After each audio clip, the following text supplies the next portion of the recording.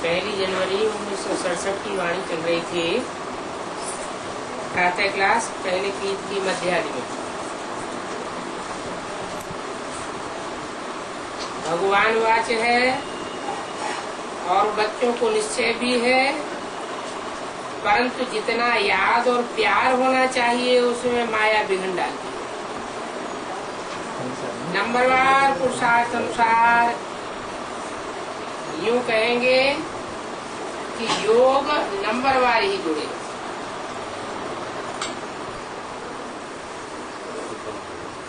ये अंदर फुरना लगा रहना चाहिए। हम पहले सतो प्रधान थे, अब फिर से सतो प्रधान हमको बनना है। तुम तपो प्रधान बनते हो, फिर सतो प्रधान बनते हो। सतो प्रधान दुनिया में जाने के लिए सतो प्रधान बनते हो।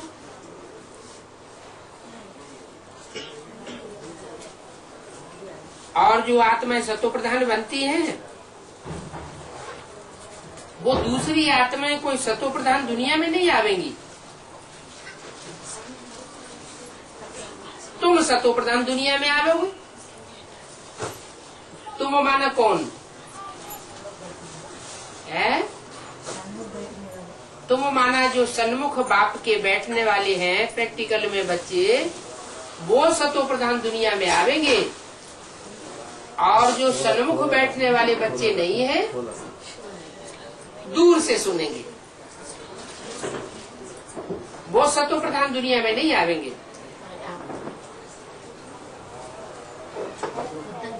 प्योर आत्मा को सतो प्रधान तो कहना पड़ेगा। कोई भी नई चीज होती है तो उसको सतो प्रधान कहेंगे। परंतु जो भी नई चीज होती है उनके लिए सदा सतो प्रधान दुनिया नहीं रहती है। तुम जानते हो सतो प्रधान दुनिया में हम सतो प्रधान होंगे। जब दुनिया ही सतो प्रधान होगी तो हम भी सतो प्रधान होंगे। अब जब दुनिया तमो प्रधान होती है तो हम भी तमो प्रधान हो जाते हैं। 1 सेकंड में जीवन मुक्ति, ये अभी का गायन है। कब होगी जीवन मुक्ति? है संगम युग में तो होगी, लेकिन वो 1 सेकंड कब का नुदा हुआ है? ब्रह्मा के लिए कहते हैं ब्रह्मा से विष्णु बनने में 1 सेकंड लगता है। तो ब्रह्मा को पार्ट बजाते बजाते कितने साल हो गए? साकार शरीर से पार्ट बजाया 68, 69, 18 जनवरी तक। उसके बाद आकार शरीर से इतने साल पार्ट बजाया, और कोई न कोई साकार शरीर में प्रवेश करके अर्धचंद्रमा के रूप में भी पार्ट बजाया। अभी तक वो 1 सेकंड ब्रह्मा का ही नहीं आया क्या? 1 सेकंड में ब्रह्मा सो विष्णु अभी तक नहीं बना। कारण क्या हुआ? संपूर्ण निश्चय नहीं। संपूर्ण निश्चय। ब्रह्मा को संपूर्ण निश्चय नहीं है।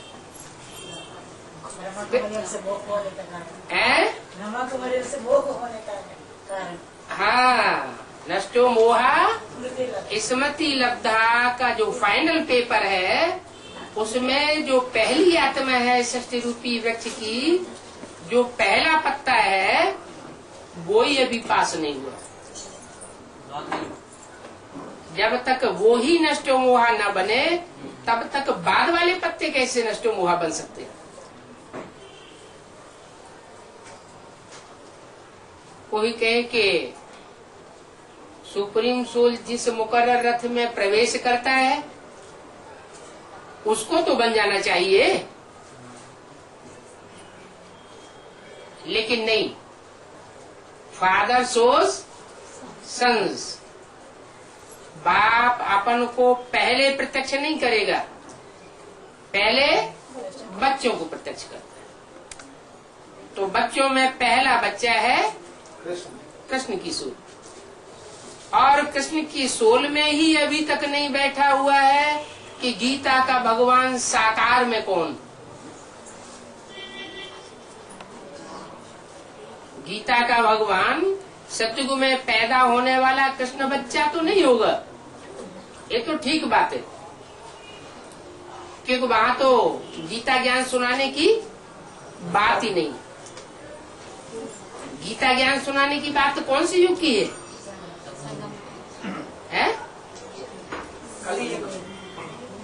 अभी युग की। अभी जो संगम युग, पुरुषोत्तम संगम युग चल रहा है, इस संगम युग में गीता ज्ञान सुनाने की बात है।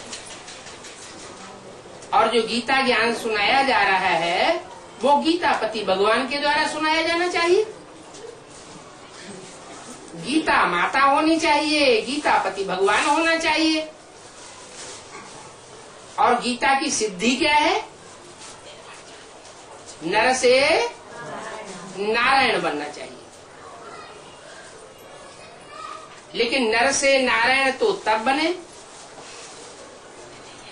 जब और भी आत्मा बैठी।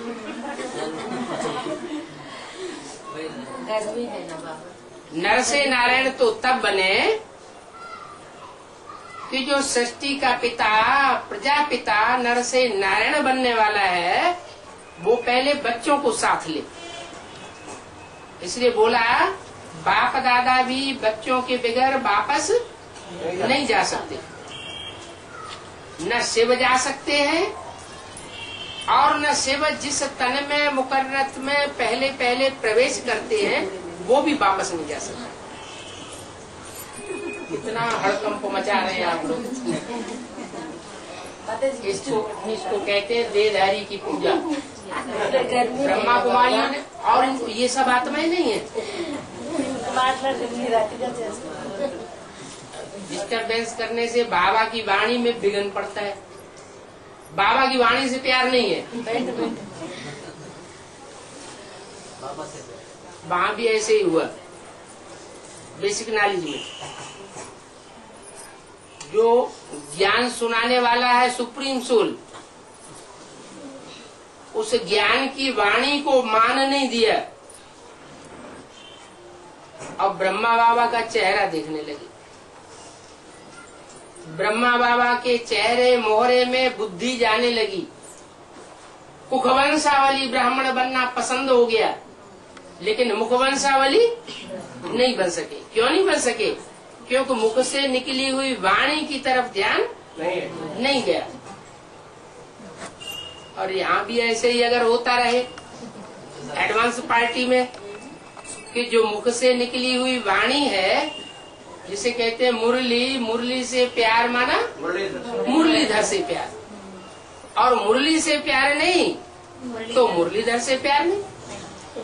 तो यहाँ भी अगर ऐसे ही होता रहा कि शिव जिसमें मुकर्रर रूप से प्रवेश करता है, उस रथ से लगाव खूब होता है।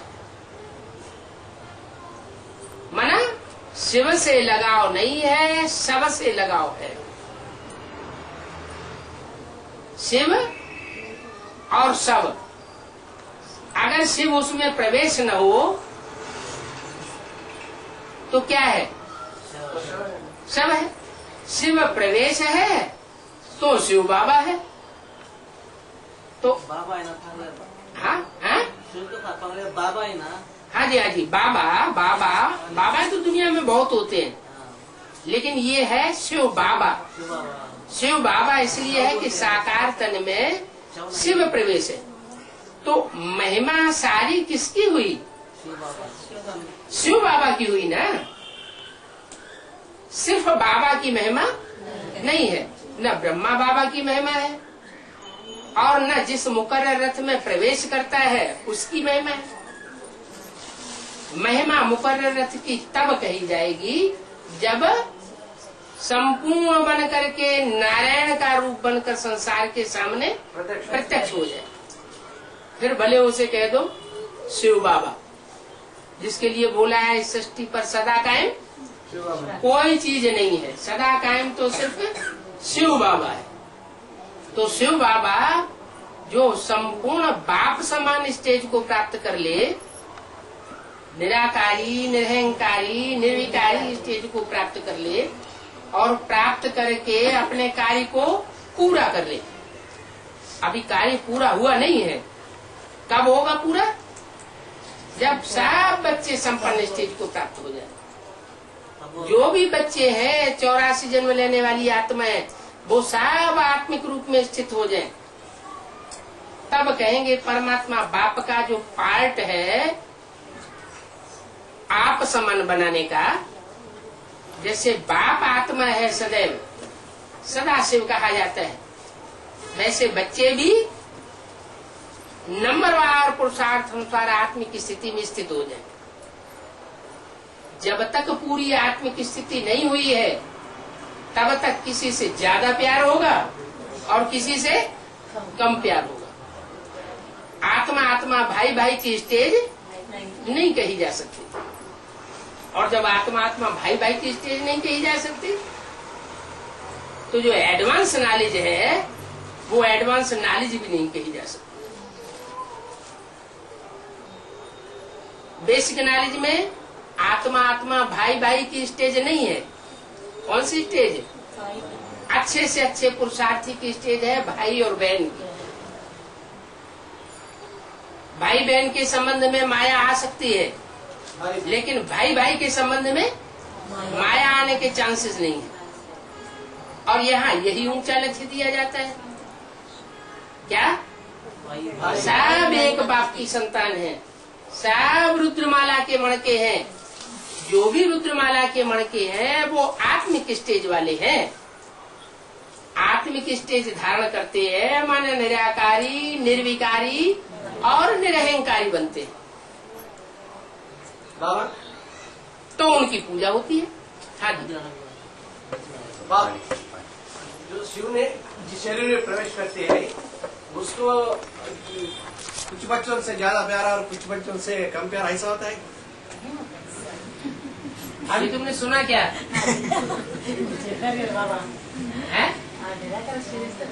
शिव निराकार क्या पार्शलिटी वाला होता है? निराकार नहीं होते बाबा। और कौन? लेकिन जिस शरीर में वो प्रवेश करता है जिस शाकाहार, शरीर में प्रवेश करता है वो 63 जन्म क्या रहा?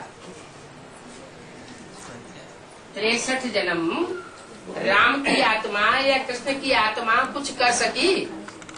नहीं, कुछ नहीं कर सकी। क्यों? क्योंकि देहभान में रही। देहभान में रहने के कारण दुनिया का कल्याण नहीं कर सकी। अभी कल्याण करने की निमित्त इसलिए बनती है कि बाप की सोल उनमें प्रवेश करती है। कृष्ण के अंतिम जन्म ब्रह्मा के चोले में शिव ने प्रवेश करके माँ के रूप में सहन शक्ति का पार्ट बजाया या कृष्ण की सोल ने बजाया? शिव ने पार्ट बजाया।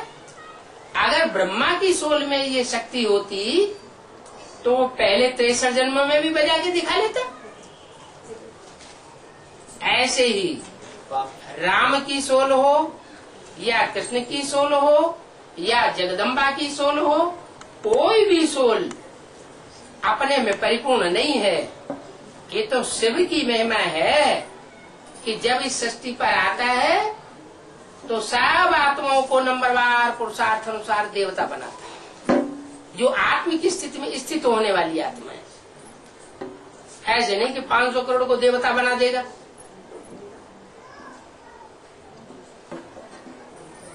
नंबर मुकर्रर है, कितने आत्मिक स्थिति वाले बनेंगे? पक्की आत्मिक स्थिति वाले 4.5 लाख आत्माएं बनेंगे। जो 4.5 लाख आत्माएं हैं जो राधा कृष्ण जैसे बच्चों को जन्म देने वाली है, उन्हें देहभान का बिल्कुल अंश मात्र भी नहीं रहेगा। राधा कृष्ण का स्नेह जो है वो फिर भी आंखों के प्यार तक सीमित है।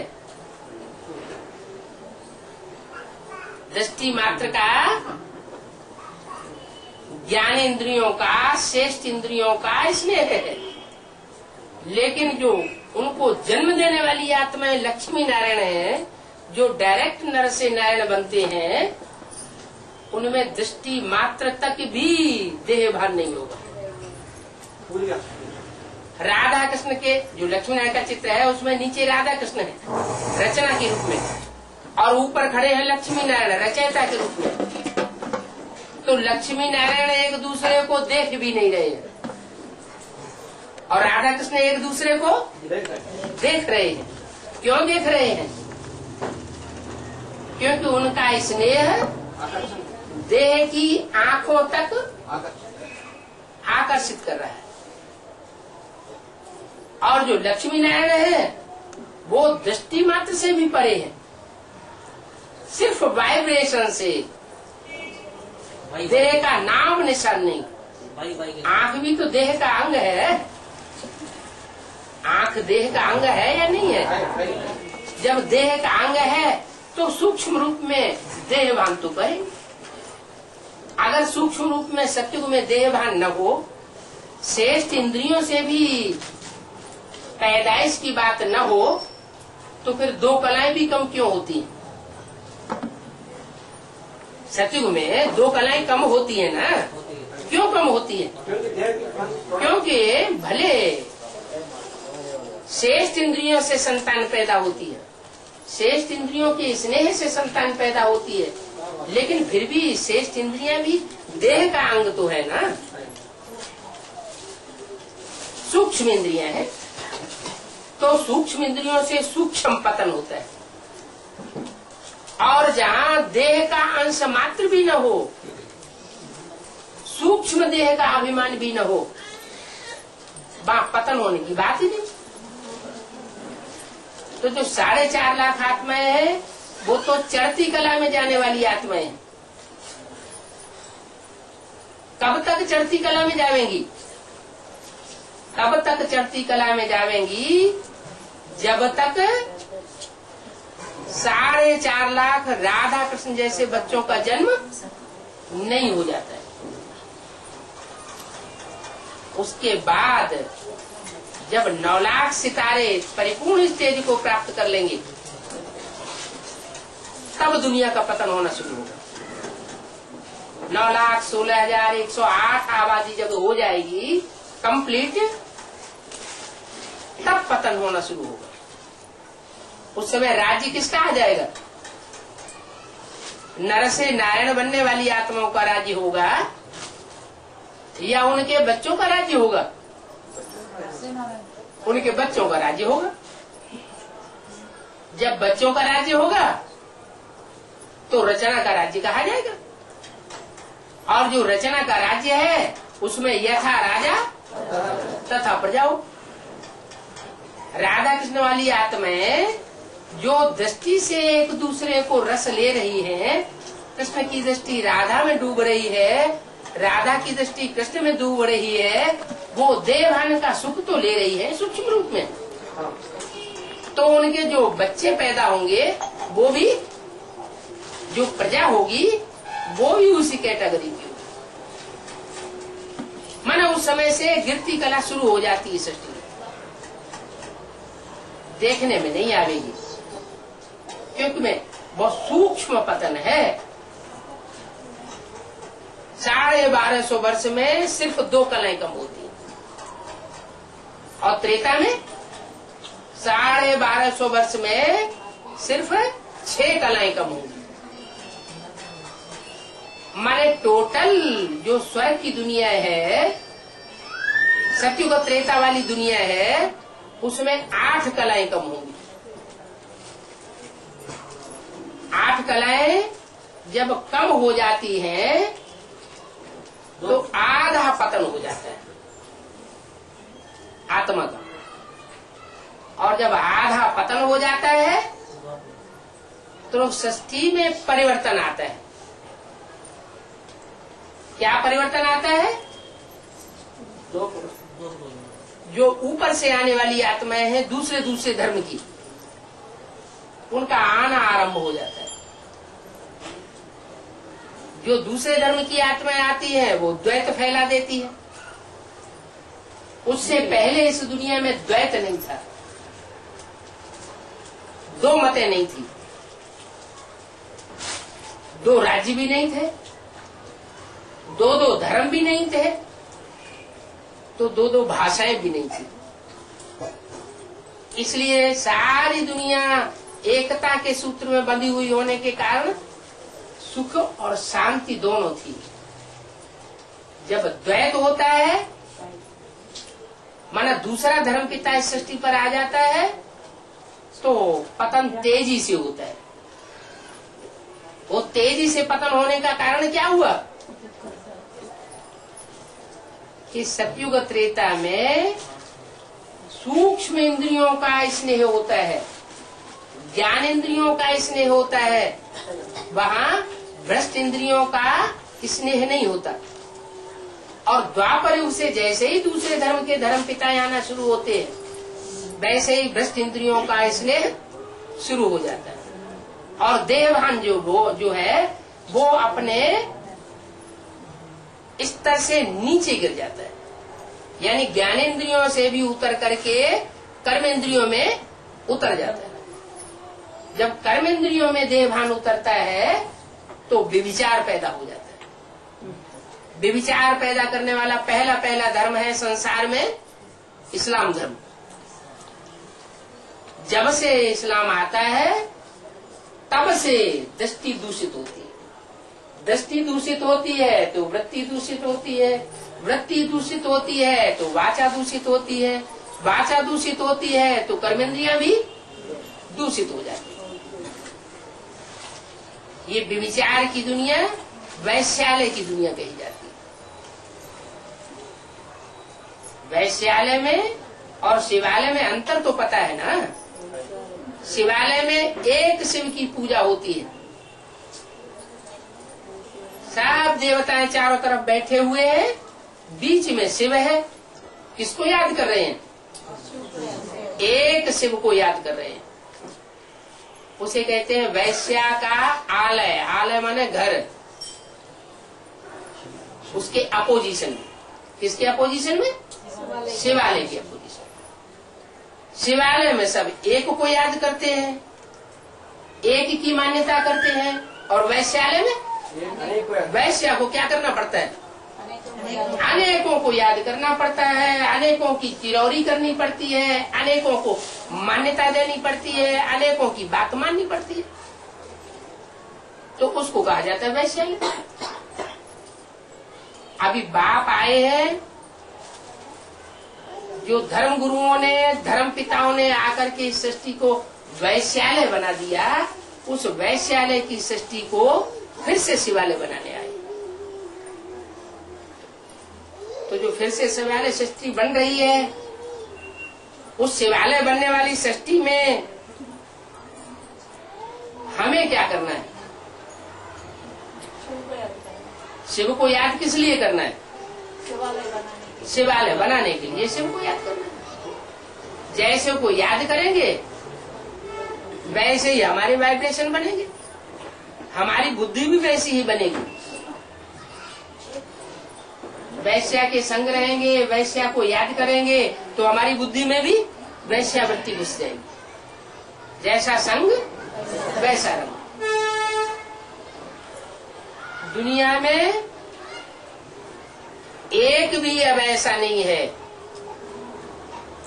जिसके वाइब्रेशन में व्यभिचार न घुस गया हो,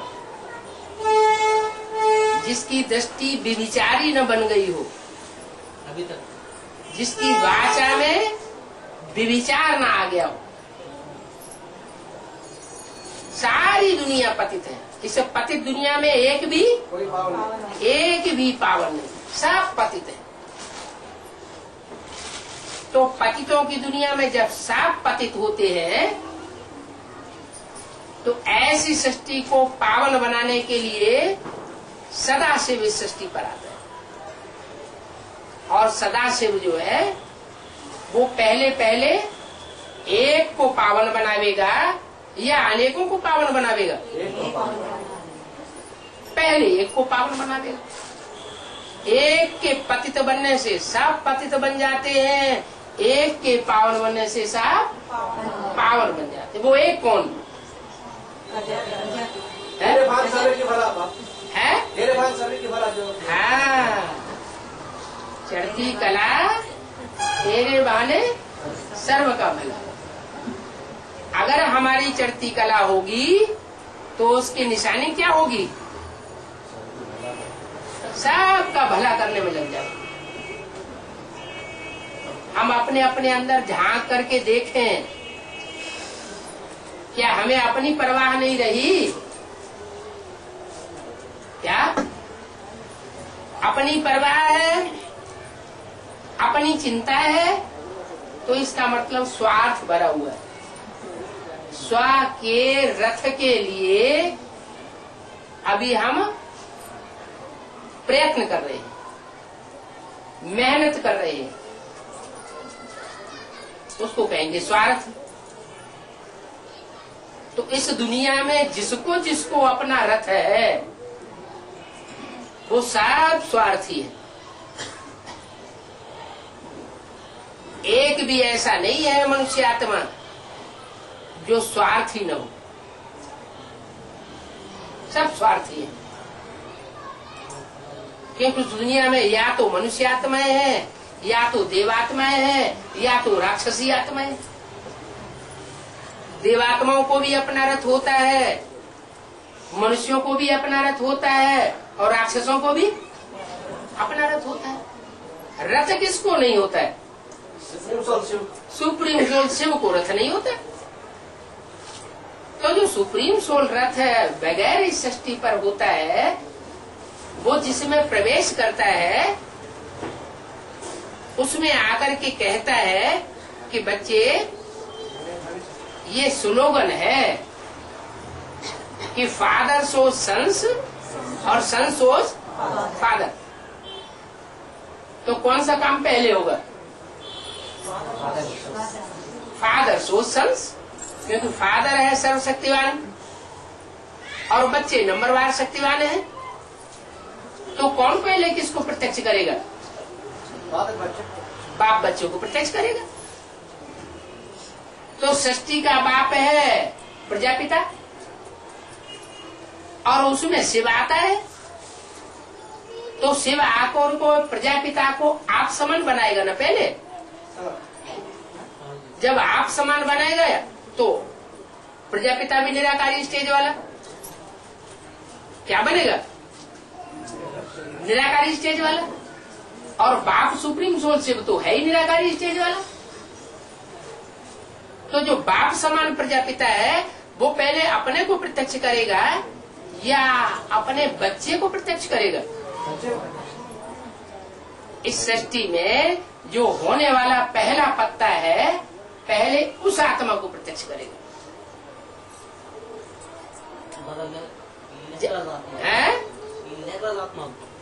जब तक वो आत्मा संसार में प्रत्यक्ष न हो संपन्न रूप में, तब तक कोई काम नहीं हो सकता। इसलिए कृष्ण की सोल को मस्तक में, भले अधूरा चंद्रमा है, मस्तक में बैठाया हुआ है। क्या मस्तक में बैठाया हुआ है? माना बहुत मान है, बहुत आस है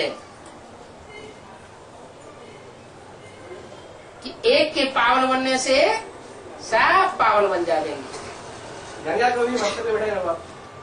गंगा को बिठाया है, लेकिन गंगा भी तो अंत में प्रत्यक्ष होगी। गंगा आदि में प्रत्यक्ष होती है या अंत में प्रत्यक्ष होती है या मध्य में? अंत में प्रत्यक्ष होती है। गंगा फिर भी गंगा है। गंगा में ये नहीं कहेंगे कि शिव ने प्रवेश कर लिया। जो गंगा है उसमें कोई कह नहीं सकता कि शिव ने प्रवेश किया।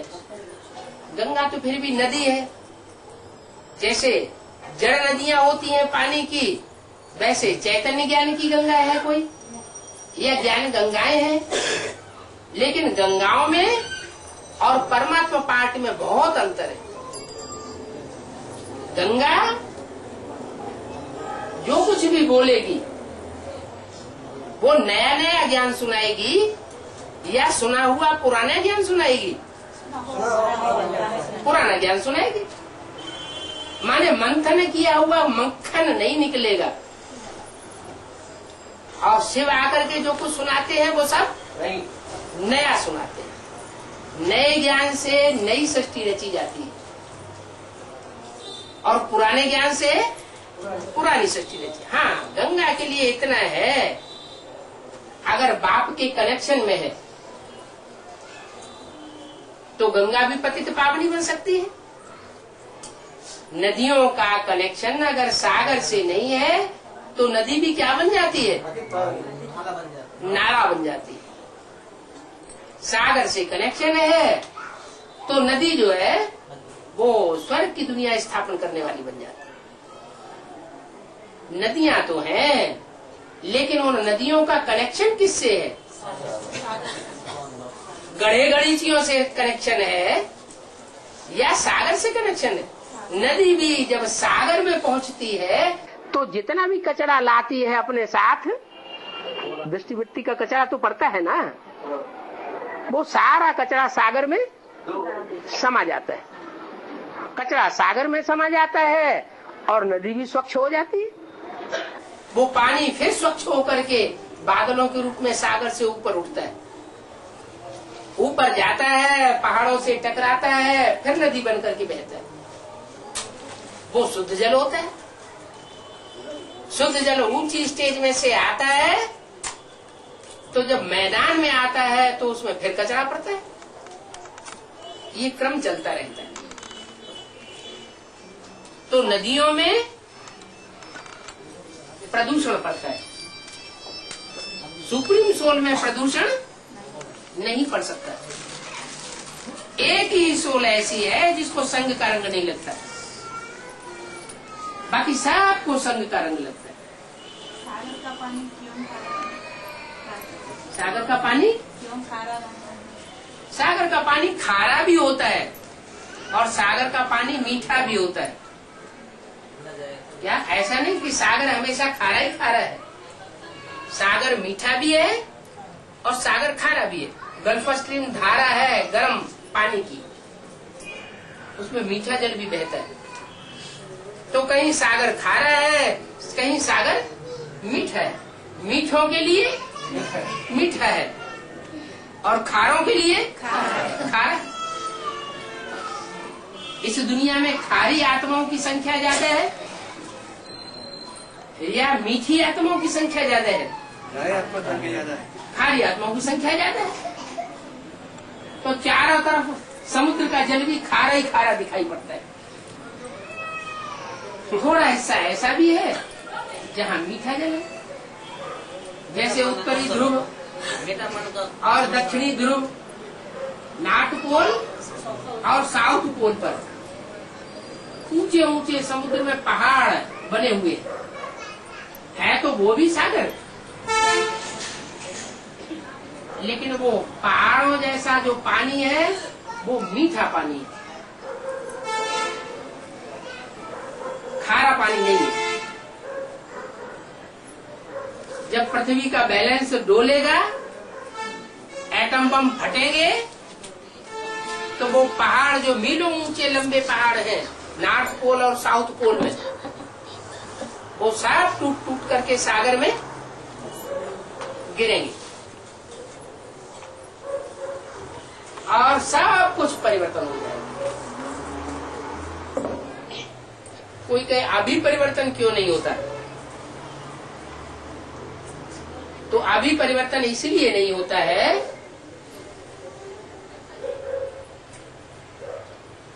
कि सीधी उंगली से घी निकलता है या टेढ़ी उंगली से घी निकलता है? टेढ़ी उंगली से घी निकलता है। सीधी उंगली जब तक रखेंगे उसमें घी बाहर नहीं आएगा। तो ऐसे ही परमपिता परमात्मा सुप्रीम सोल जब तक प्यार भरा पार्ट बजा रहा है तब तक बच्चे सुधरने वाले नहीं है। और जैसे ही कड़क रूप पकड़ेगा तो परिवर्तन होना आरंभ हो जाएगा। मन सदगुरु की पाठ बाबा। सदगुरु सख्त स्वभाव का होता है। बाप, माँ और टीचर ये उतना सख्त नहीं होते। टीचर का लगाव होता है स्टूडेंट में, माँ का लगाव होता है सब प्रकार के बच्चों में, चाहे खराब से खराब बच्चा क्यों न हो, दुष्ट से दुष्ट बच्चा क्यों न हो, उसको भी माँ अपनी गोद में रखना चाहेगी, दूर नहीं करना चाहेगी। बाप का भी उम्मीद होती है बच्चों में कि बच्चा आज नहीं तो कल सुधर जाएगा। लेकिन सदगुरु लगाव झुकाव वाला पार्ट नहीं बजाता है। इसलिए अव्यक्त वाणी में बोला हुआ है, अपने फरिश्ते स्वरूप का उद्घाटन कब करेंगे? खुद करेंगे, अपनी स्वेच्छा से करेंगे, या चीफ जस्टिस धर्मराज को बुलाना पड़ेगा? इसका मतलब क्या हुआ कि बच्चों से इतने वर्षों से कहते चले आ रहे हैं कि आत्मिक स्थिति धारण करो, अव्यक्त स्थिति धारण करो, अव्यक्त स्थिति बनावेंगे तो सदा काल की प्राप्ति अनुभव करेंगे। और अब तक भी बच्चों की वो स्टेज नहीं बन पाई। तो बाप को फिर सत्य रूप अपनाना पड़ेगा। जो काम सहज मार्ग से पूरा नहीं होता वो फिर डंडा मारना पड़ता है। क्योंकि सारी दुनिया क्या बन गई? नियम तो बता दिया। क्या नियम बता दिया? देवताएं इशारे से समझते हैं, मनुष्य बार बार कहने से समझते हैं, और राक्षस बार बार कहने से भी नहीं समझते। तो आज सारी दुनिया में सब क्या बन गए? राक्षस बन गए। राक्षसी दुनिया, और राक्षसी दुनिया में राक्षसों के संग में रहते रहते देवात्माएं भी राक्षस बन गई।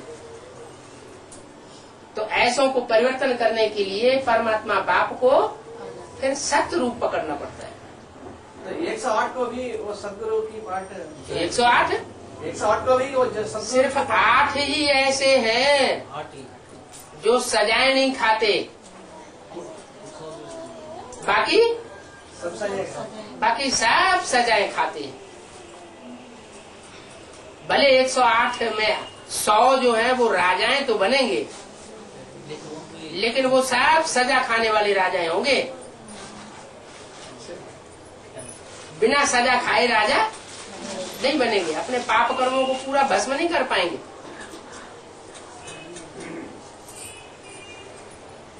इतने वर्ष हो गए कहते कहते, न दुख दो न दुख लो।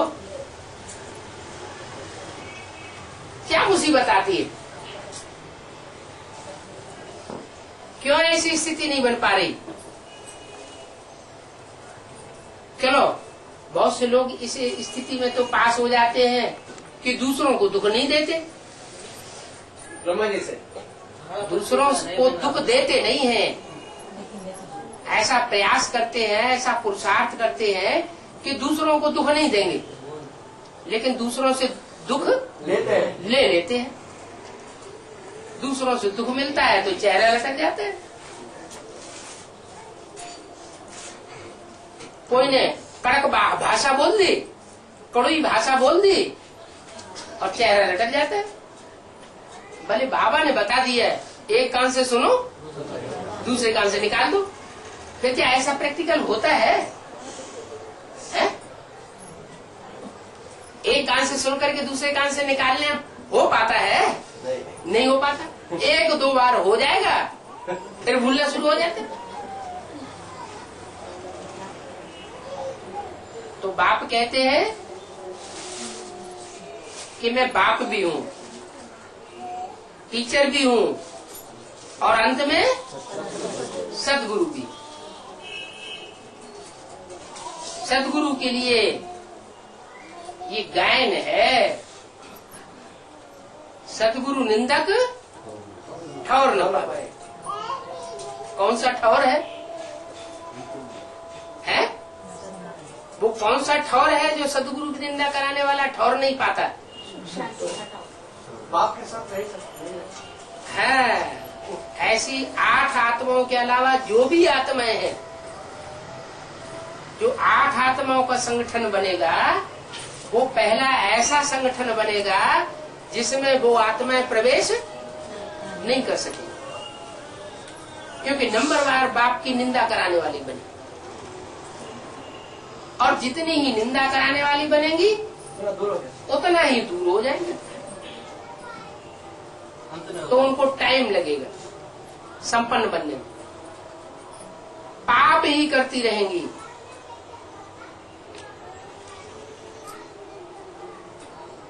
उन्हें इतनी निरहंकारिता आ नहीं पाती। इतना निरहंकारीपन आना चाहिए कि हम तो तमो प्रधान आत्मा है।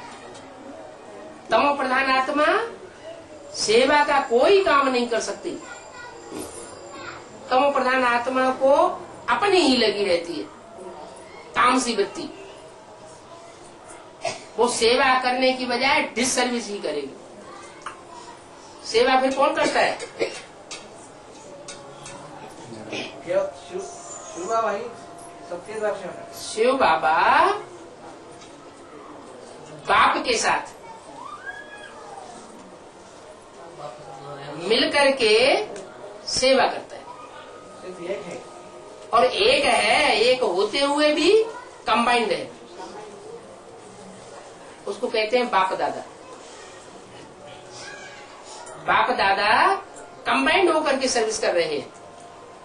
हम आत्माएं सेवा करने वाली नहीं है। अहंकार जब तक खत्म नहीं होता है तब तक वो हमको अहंकार तंग करता है। बजाय हम दूसरों को सुख देने के दुखी हो जाते हैं। अभी तो अव्यक्तवाणी में कितनी बार बोला है, कुछ नहीं करना है। क्या करना है? दुआएं दो और दुआएं लो। लेकिन अंदर जो ईर्ष्या द्वेष भरा हुआ है वो दुआएं देने और दुआएं लेने की स्टेज धारण करने देता है? नहीं धारण हो पाती। कहीं न कहीं मन के अंदर जो नजदीकी लोग हैं उन्हीं के प्रति ईर्ष्या द्वेष आता रहता है। तो आखिर ये कब खत्म होगा? जब डंका बजेगा तो सब अलर्ट हो जाएंगे।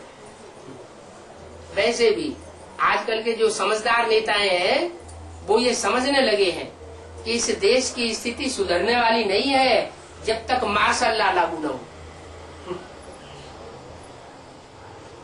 एक भारत देश ऐसा है जहां अभी तक भी मार्शल लॉ शुरू नहीं हुआ है। मिलिट्री शासन नहीं हुआ। इमरजेंसी हुई लेकिन मिलिट्री शासन नहीं हुआ। पाकिस्तान में बार बार मिलिट्री शासन होता है। उनका जो धर्म ग्रंथ है कुरान शरीफ, उसमें मिलिट्री की तरह ऑर्डर दिए हुए। ज्ञान की कोई चीज ही नहीं कुरान में। और भारत देश बिल्कुल उसके अपोजिट है। लेकिन यहाँ सुधार भी तब तक नहीं हो सकता जब तक यहाँ मिलिट्री शासन न हो। वो समझते हैं कि जो जिस्मानी मिलिट्री है वो मिलिट्री शासन होने से ये भारत देश सुधर जाएगा। अरे जिस्मानी मिलिट्री के द्वारा भारत देश सुधरने की बात नहीं है। ये तो बाप रूहानी बाप आते हैं जो रूहानी मिलिट्री तैयार करते हैं। उसमें रूहानी मिलिट्री के द्वारा सुधार होगा। रूहानियत में टिकने वाली आत्माओं का जो संगठन है वो संगठन ही संसार का कल्याण करेगा।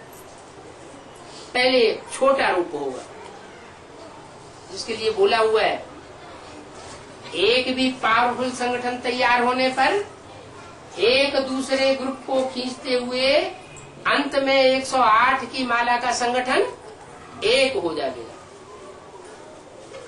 तो इसका मतलब क्या हुआ कि 108 की माला का संगठन वो तो बाद में बनेगा, लेकिन उससे पहले छोटे छोटे ग्रुप बने हुए होंगे। कितने ग्रुप होंगे? 12 के 9 ग्रुप स्पष्ट नजर आवेंगे। नास्तिकों का तो कोई ग्रुप ही नहीं होता है।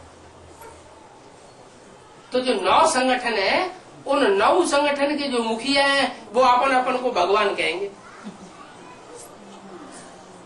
एक भगवान नहीं होगा, भगवान के अनेकों रूप हो जाएंगे। तय करना मुश्किल हो जाएगा आखिर भगवान कौन है। आर्य समाजी अपन को कहेंगे हम भगवान। हर धर्म का मुखिया अपने को परमात्मा का मुकर्रर रथ घोषित करेगा।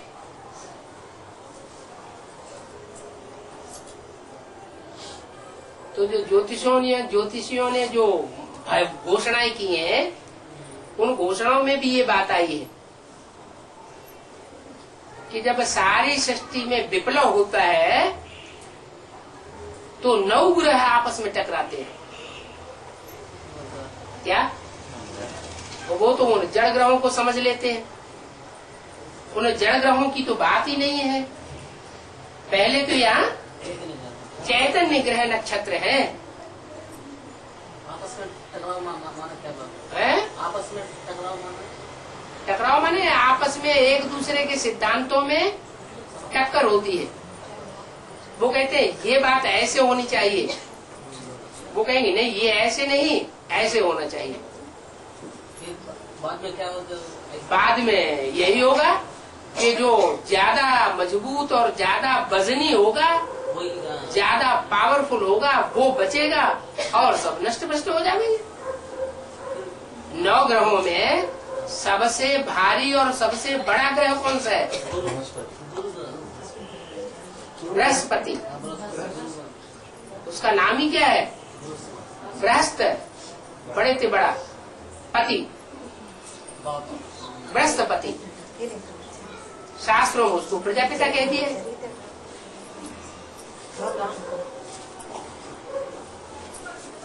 वो शिव बाबा ने उसे प्रजापिता कह दिया है और शास्त्रों में उसे प्रजापति कह दिया है, दक्ष प्रजापति। तो जो प्रजापति है वही वास्तव में सदगुरु का पार्ट बजाता है, बृहस्पति का पार्ट बजाता है। और जिसको भगवान का संरक्षण मिला हुआ हो मुकर्रर रूप से, उसे डरने की कोई बात है नहीं, इसलिए वो भारी पड़ जाता है। भारी पड़ जाने के कारण जो और ग्रह टकराते हैं उनकी टक्कर का उसके ऊपर कोई असर नहीं पड़ता। तो बाकी ग्रह नक्षत्र सब टकरा के खलास हो जाते हैं। खलास होने के बाद उसमें मर्ज हो जाते हैं, सरेंडर होता है, सरेंडर हो जाते हैं। और अभी भी वो टकराहट अंदर अंदर जारी है, जिसे कहते हैं शीत युद्ध। क्या बात?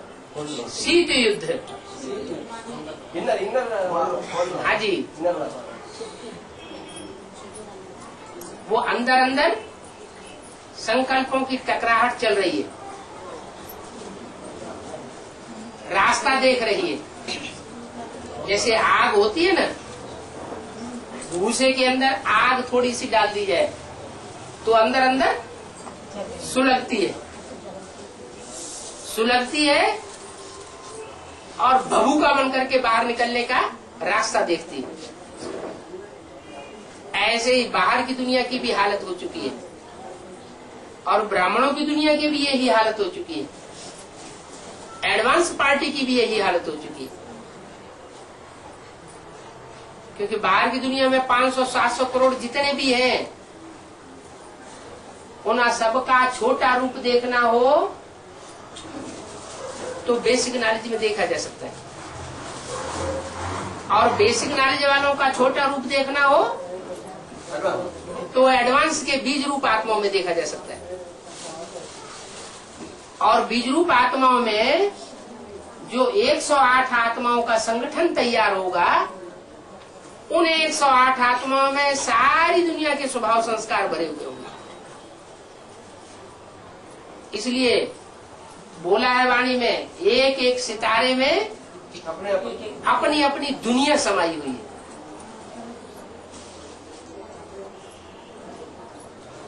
वो ज्योतिषी समझ लेते हैं कि वो जड़ सितारों में कोई दुनिया होगी, तो शास्त्रों में लिखा हुआ है, उसके आधार पर आज के वैज्ञानिक ग्रहों उपग्रहों में जाने की कोशिश कर रहे हैं, लेकिन उन्हें सफलता मिलने वाली नहीं है। क्यों? क्योंकि दूसरे ग्रह उपग्रहों में कोई जीवन नहीं है। ये तो सिर्फ पृथ्वी ग्रह है, जिस पृथ्वी ग्रह में जीवन है, और कोई भी ग्रह उपग्रह में जीवन नहीं है। क्यों नहीं है? मालूम नहीं। मालूम होना चाहिए कि पृथ्वी पर ही सूर्य से जहाँ निश्चित दूरी है वहीं पर जीवन हो सकता है। सूर्य की किरणें जहाँ नॉर्थ पोल और साउथ पोल पर थोड़ी सी तिरछी हो जाती है, किरणें ऐसी पड़ना और सीधी पड़ना और फिर तिरछी पड़ना, दक्षिणी पोल तिरछी, उत्तरी पोल फिर तिरछी और सामने सीधी। तो जहाँ सीधी पृथ्वी के ऊपर किरणें पड़ती है वो हिस्सा उचित दूरी पर है, और उस उचित दूरी पर ही जीवन हो सकता है। तो जहाँ पृथ्वी पर थोड़ी दूरी में अंतर पड़ जाता है, उत्तरी ध्रुव दक्षिणी ध्रुव में, वहाँ कोई जीव जंतु नहीं होता। तो दूसरे ग्रह नक्षत्र तो सूर्य से बहुत दूर है, कोई बहुत नजदीक है, उनमें तो जीवन होने का कोई सवाल पैदा ही नहीं होता। तो बेहद में तो भूमि माना, धरणी माना, तो माता, धरणी माने पृथ्वी माता। पृथ्वी माता में भी जो बिल्कुल एग्जैक्ट दूरी पर रहने वाली आत्माएं, उनमें महान जीवन है। महान जीवन का मतलब 84 जन्म लेने वाली आत्माएं। जो थोड़ी दूरी वाली है ज्ञान सूर्य से, उतना कनेक्शन जिनका नहीं जुड़ता है, ज्ञान सूर्य के साथ जिनका उतना संबंध नहीं जुड़ता है, वो कम जन्म लेने वाली है। माना उनका जीवन थोड़ा है। तो पता है कि कुछ आत्माएं पूरे 84 जन्म लेती है, इस षष्ठी रूपी रंगमंच पर ऑलराउंड पार्ट बजाती है, पूरा जीवन धारण करती है, और कुछ आत्माएं कम जन्म लेती है। तो जो कम जन्म लेती है वो जरूर सूर्य से बहुत दूर है, और जिनके पूरे 84 जन्म है वो जरूर सूर्य से उचित दूरी पर है, न बहुत नजदीक और न बहुत दूर। क्योंकि ज्ञान सूर्य का पार्ट ऐसा पार्ट है, शंकर का पार्ट ऐसा पार्ट है जो तुम बच्चे भी समझ न सको।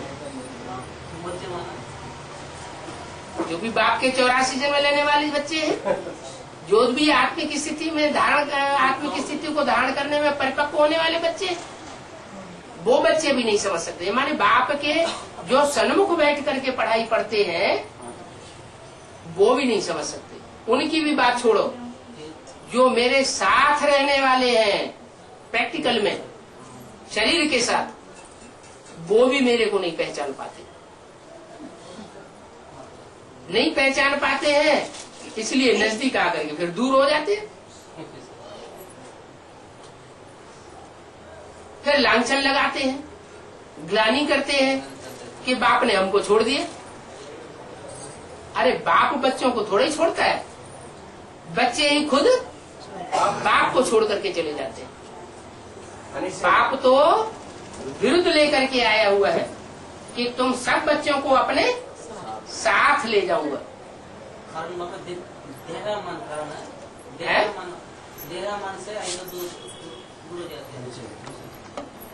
दूसरे धर्मों का जो छिलका चढ़ा हुआ है देह अभिमान का, वो उनको पूरा निश्चय नहीं बैठने देता। निश्चय अनिश्चय का चक्र तो चलता है ना। कितने साल हो गए यज्ञ को? 60 साल। बस 70 साल होने जा रहे हैं। सन 36 से ये शुरू हुआ और सन 36 से 2006 आने वाला है, तो 70 साल पूरे होने जा रहे हैं।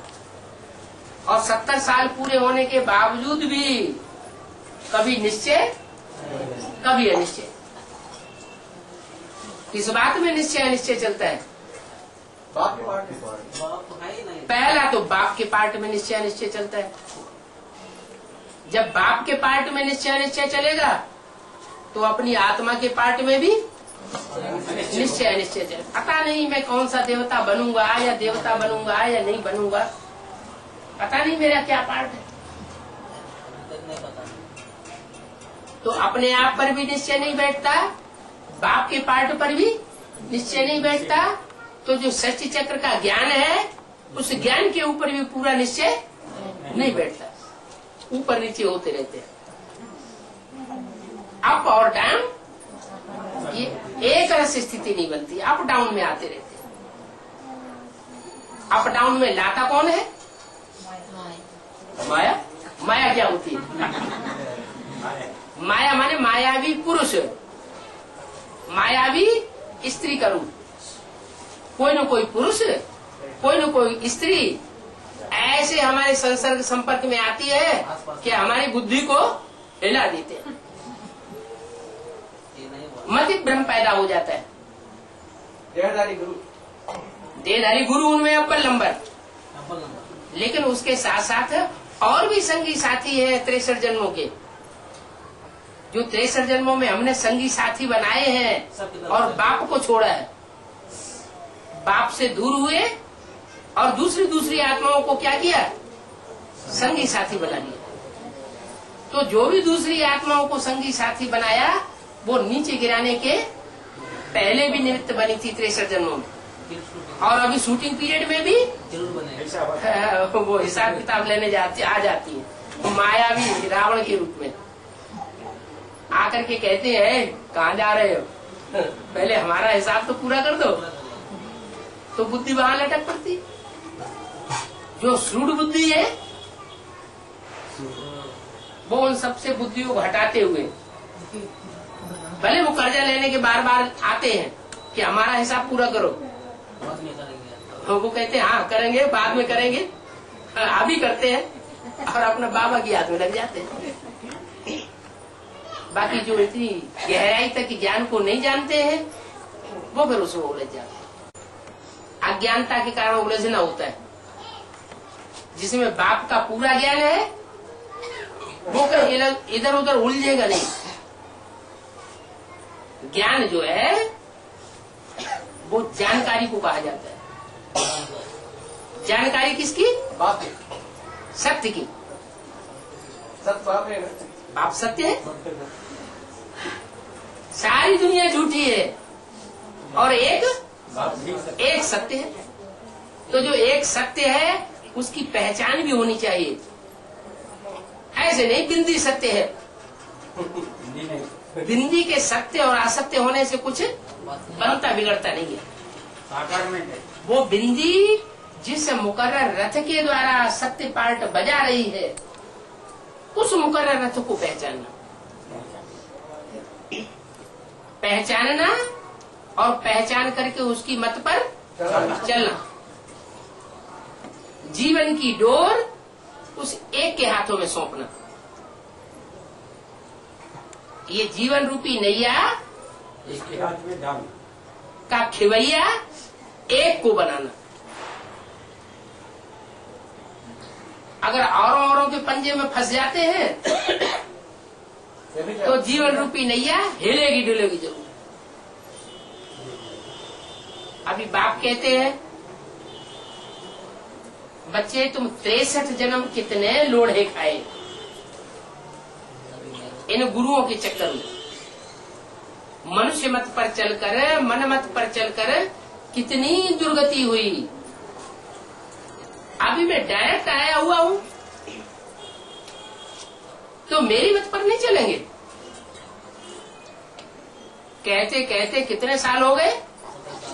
70 साल हो गए। और अभी भी या तो मनमत अपना लेते हैं या तो मनुष्य मत अपना लेते हैं। एक को न पहचान पाते हैं और न एक की मत पर चल पाते हैं। हाँ, ये पता ऐसा है ना, फिर बच्चे का ऐसा हो जाता है है भाई, पता अभी तक नहीं है ना, इसलिए बच्चे को ऐसा है ना, भाई पता है ना, पहली पत्ता जो है वो अभी तक वैसा नहीं बना है ना, वो ऐसा बोल रहे हैं। वो पहला पत्ते के ऊपर तो सारा ही पदार्थ चल रहा है। वो पहला पत्ता सबसे जास्ती निश्चय में आता है। ज्यादा जो सबसे जास्ती निश्चय में आता है, उसका अगर सुधार हो जाए, उसकी बुद्धि में बैठ जाए कि गीता का भगवान शिव नहीं है, वो गीता का भगवान कृष्ण नहीं है, गीता का भगवान शिव शंकर भोलेनाथ है, इतनी बात बुद्धि में नहीं बैठती। तो जब उसकी बुद्धि में नहीं बैठती तो तथाकथित प्रजापिता ब्रह्मा कुमार कुमारी जो कहलाए जाते हैं उनकी बुद्धि में भी नहीं बैठती, और जो ब्रह्मा कुमार कुमारी कहे जाते हैं उनकी बुद्धि में भी बैठने का सवाल ही नहीं। क्योंकि बीज रूप आत्माओं की बुद्धि में पहले बैठे तो आधार मूर्तियों की बुद्धि में बैठे, जब आधार मूर्तियों की बुद्धि में बैठे तो दुनिया की 500 करोड़ मनुष्य आत्मा उनकी बुद्धि में भी बैठे। द्वापर युग के आदि में जब शास्त्र लिखे गए थे और जिस समय गीता तैयार हुई थी मनुष्यों के द्वारा लिखी हुई, उस समय गीता में कृष्ण का नाम नहीं था। भगवान कृष्ण का नाम, जो कृष्ण के फॉलोअर्स हैं, कृष्ण के भगत हैं, उन भक्तों ने कृष्ण का नाम बाद में ऐड कर दिया। बलियों में ऐसा बना है। कृष्ण भगवान वाच डाल दिया। 76 बाद ये तो बाहर की दुनिया की बात हुई। इस बात को जो विदेशी विद्वान हुए हैं उन्होंने अपने शास्त्रों में लिख भी दिया है, अपनी रिसर्च ग्रंथों में लिख दिया है कि श्रीमद् भगवत गीता पहले निराकारवादी रचना थी, बाद में इसमें कृष्ण का नाम डाला गया। फॉरेन वाले जो विद्वान हुए हैं उन्होंने लिख दिया, बहुत बुद्धिमान होता है। उन्होंने सच्चाई को पहचान लिया। वो भगवान को भी पहचान लेते हैं, मेहनत तो बातें होती है, भगवान को पहचानते हैं तो भगवान को पहले प्रत्यक्ष करते हैं। तो यहाँ भी ऐसे ही शूटिंग होगी। जो बाप के डबल विदेशी बच्चे हैं, डबल विदेशी, वो डबल विदेशी बच्चे बाप को पहले पहचान करके गीता का भगवान कौन है उसका फैसला कर लेते हैं, और उस फैसले को ब्राह्मणों की दुनिया में फैलाते हैं कि गीता का भगवान दादा लेखराज कृष्ण की सोल उर्फ ब्रह्मा बाबा नहीं, वो साकार में गीता का भगवान नहीं है। गीता का भगवान तो वास्तव में निराकारी स्टेज को पकड़ने वाला शिव शंकर भोलेनाथ। गीता में ढेर सारे ऐसे श्लोक आए हुए हैं मनुष्यों की लिखी हुई गीता में, जिससे ये साबित होता है कि गीता निराकारवादी रचना थी। जितने भी धर्म पिताएं आए हैं, जो भी धर्म पिताएं आए, उन सब ने जो धर्म स्थापन किए हैं उनमें एक भी धर्म पिता ऐसा नहीं जो निराकारी स्टेज वाला ना हो। महात्मा बुद्ध के चेहरे को ध्यान से देखो, उनके चेहरे को देखने से ही निराकारी स्टेज झलकती है। क्राइस्ट के चेहरे को ध्यान से देखिए, चेहरा देखने से ही मालूम पड़ता है कि उनकी आत्मा इस दुनिया में नहीं है, जैसे कि निराकारी लोक में सुप्रीम अबोर्ड में रखी हुई है। ऐसे ही शंकराचार्य, ऐसे ही गुरु नानक, उनके चेहरे ही बता रहे हैं कि निराकारी स्टेज वाले। सभी धर्म पिता निराकारी स्टेज वाले होते हैं। निराकारी स्टेज माने बीज, बीज माना बाप, बाप का काम क्या होता है? बीज दान। बीज डालना बाप का काम होता है, तब सृष्टि पैदा होती है। तो बीज को ही बाप कहा जाता है। इसलिए गीता में कहा गया अहम बीज प्रदप पिता, मैं बीज बोने वाला पिता हूं। यहाँ तो ज्ञान का बीज बोने वाला पिता है। इस सृष्टि में ज्ञान का बीज कौन बोता है? असली ज्ञान कहा ही जाता है सच्चाई को। सच्चाई का असली ज्ञान सिवाय परमपिता परमात्मा के और कोई मनुष्य मात्र दे ही नहीं सकता। तो वो सच्चा बीज है, पहला बीज है सृष्टि का। और धर्म पिताएं तो नंबरवार बीज है। वो है सृष्टि का आदि बीज, सारी सृष्टि का पिता। वो अपने अपने धर्म के पिता हैं। और ये सभी धर्मों और धर्मावलंबियों का पिता है, सारे विश्व का पिता। विश्व माना सारा संसार। ऐसे नहीं कोई एक धर्म उसमें समावेश नहीं हो, सारे ही धर्म उसमें समावेश है विश्व में। और उस विश्व का पिता कहा जाता है विश्व पिता। तो वो विश्व पिता अब इस सृष्टि पर आकर के बच्चों को अलर्ट करता है कि बच्चे अब लास्ट टाइम है। क्या लास्ट टाइम? पहली मूर्ति भी प्रत्यक्ष हो गई, ब्राह्मणों की दुनिया में दूसरी मूर्ति भी प्रत्यक्ष हो गई, तीसरी मूर्ति अब तीसरी मूर्ति प्रत्यक्ष होने वाली है। बहुत समीप है बात। पहली मूर्ति को प्रत्यक्ष होने में 14 साल लगे, 36 से लेकर के 50-51, और ब्रह्मा कुमारी विद्यालय स्थापन हो गया। तो ब्रह्मा प्रत्यक्ष हुआ ना। दूसरी मूर्ति को प्रत्यक्ष होने में 14 साल की जगह 7 साल लगे। 69 से लेकर के 76-77 तक दूसरी मूर्ति ब्राह्मणों की दुनिया में दिल्ली में जमुना के कंठे पर प्रत्यक्ष हो गई, तो 7 साल लगे। तीसरी मूर्ति प्रत्यक्ष होने में 3-3.5 साल लगेंगे। उनमें भी अभी 1 साल तो ये पूरा हो गया, 2005। तो कितना रह गया? 2.5 साल का टाइम रह गया। तो 2.5 साल तो यूं पलक झपकते खत्म हो जाएंगे। अभी जो समय है वो फास्ट गति से भाग रहा है, पता ही नहीं लगता समय कहाँ निकल गया। तो जैसे 70 साल पलक झपकते भाग गए, तो 2.5 साल खत्म होने में कितना टाइम लगेगा? अब तीसरी मूर्ति प्रत्यक्ष हुई और विनाश का डंका बजना शुरू हो जाएगा। फिर उसके बाद कोई भी पुरुषार्थ नहीं कर सकेगा। जितना जिसका जो पुरुषार्थ हो गया है वहीं पर ठहर जाएगा। उसी स्थान पर लाख मेहनत करे, लाख कोशिश करे कि हम पढ़ाई में और गहरे चले जाएं, नहीं जा सकेगा। दिव्य गुणों की धारणा में आगे बढ़ना चाहे, नहीं बढ़ सकेगा। याद की यात्रा में और भी प्रैक्टिस करना चाहे, नहीं कर सकेगा। भाग दौड़ का टाइम आ जाएगा, सारी दुनिया में भगदड़ शुरू हो जाएगी।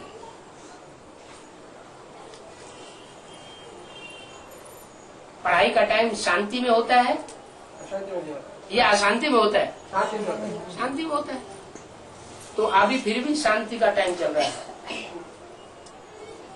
शांति स्टेज में रह करके मनन चिंतन मंथन करके गहरी से गहरी पढ़ाई करके हम परमात्मा की तीनों मूर्तियों को अभी पहचान सकते हैं। और जो पहचानेगा वो दूसरों को भी पहचान दिए बगैर रह नहीं सकता।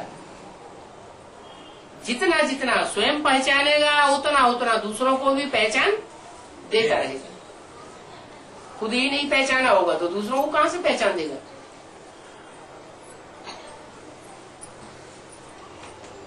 ओम शांति।